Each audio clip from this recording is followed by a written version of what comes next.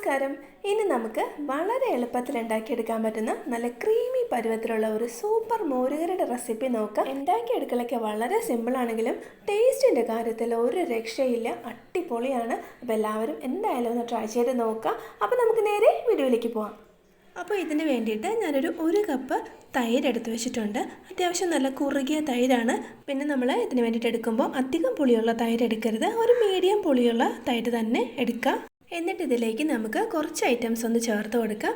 ഒരു 1/4 ടീസ്പൂൺ അളവിൽ മഞ്ഞൾപ്പൊടി, 1/4 ടീസ്പൂൺ അളവിൽ തന്നെ മുളക് പൊടി ചേർത്ത് കൊടുക്കാം.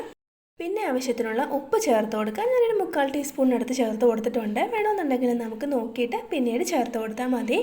പിന്നെ നമ്മൾ ഇതിലേക്ക് ചേർത്ത് കൊടുക്കേണ്ട ഒരു മെയിൻ ഐറ്റം എന്ന് പറയുന്നത് ഇതാണ് കസൂരി മേത്തി. ഒരു 1/4 ടീസ്പൂൺ അളവിൽ ഞാനിതിലേക്ക് ചേർത്ത് കൊടുക്കുവാണ്. ചേർക്കുന്നതിന് മുമ്പ് നമ്മൾ കയ്യിലിട്ട് ചെറുതായിട്ടൊന്ന് തിരുമ്മി ഇതുപോലെ അങ്ങ് തൂവി കൊടുക്കാം.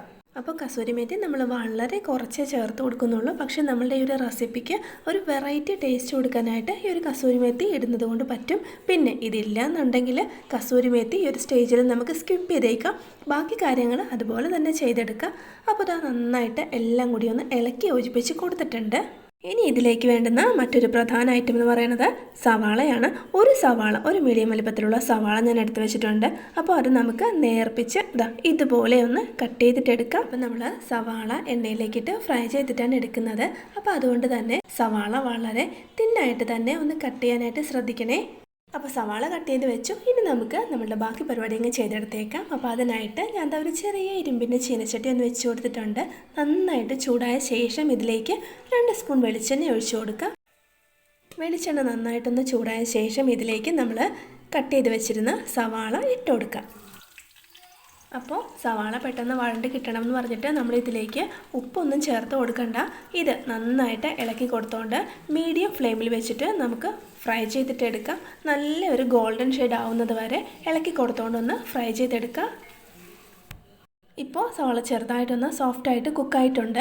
പിന്നെ നമ്മൾ ഈ ഒരു കറി റെഡിയാക്കി നമ്മൾ ചോറിൻ്റെ ഒപ്പം ഒഴിച്ച് കഴിക്കുന്ന ടൈമിൽ ഈ ഒരു സവാള കഴിക്കാനായിട്ട് പ്രത്യേക ടേസ്റ്റ് ആയിരിക്കും. അപ്പോൾ അതുകൊണ്ട് തന്നെ സവാളയ്ക്ക് നല്ലൊരു ടേസ്റ്റ് കിട്ടാൻ വേണ്ടിയിട്ട് ഈ ഒരു ടൈമിൽ നമുക്ക് 1/2 ടീസ്പൂൺ അളവിൽ പഞ്ചസാര ചേർത്ത് കൊടുക്കാം. എന്നിട്ടെല്ലാം കൂടി നന്നായിട്ടങ്ങ് ഇളക്കി കൊടുക്കാം. ഇപ്പോൾ സവാള നല്ല കറക്റ്റ് പാകത്തിന് ഫ്രൈ ആക്കിയിട്ടുണ്ട്. ഇത് മതി. ഇനി നമുക്ക് ഫ്ലെയിം നന്നായിട്ടങ്ങ് കുറച്ച് വയ്ക്കാം. എന്നിട്ട് നമ്മൾ നേരത്തെ കലക്കി റെഡിയാക്കി വെച്ചിരുന്ന തൈരങ്ങ് ഒഴിച്ചു കൊടുക്കാം. തൈര് ഒഴിച്ച് കഴിഞ്ഞാൽ പിന്നെ നമ്മൾ ഒത്തിരി നേരം അങ്ങ് തിളപ്പിക്കാനൊന്നും പാടില്ല. അപ്പം തന്നെ നന്നായിട്ടൊന്ന് മിക്സ് ചെയ്യാം. എന്നിട്ട് ഫ്ലെയിം ഓഫ് ചെയ്തേക്കാം. ഒത്തിരി നേരം നമ്മളിട്ട് തിളപ്പിച്ച് കഴിഞ്ഞാൽ തൈരങ്ങ് പിരിഞ്ഞു പോകും. എല്ലാം കൂടി നന്നായിട്ട് ഇളക്കി യോജിപ്പിക്കുക. എന്നിട്ട് ഉപ്പൊക്കെ വേണമെന്ന് നോക്കിയിട്ട് ചേർത്ത് കൊടുക്കാം. ഇനി ഒരു പണിയില്ല, കഴിഞ്ഞു. നല്ല അടിപൊളി ടേസ്റ്റുള്ള ഒരു എളുപ്പത്തിലുള്ള മോരുകറി റെഡി ആയിട്ടുണ്ട്. ഇതുപോലെ നമ്മൾ ഈ ഒരു കറി റെഡിയാക്കി കഴിഞ്ഞാൽ നന്നായിട്ടൊന്ന് ആറാനായിട്ട് വയ്ക്കുക.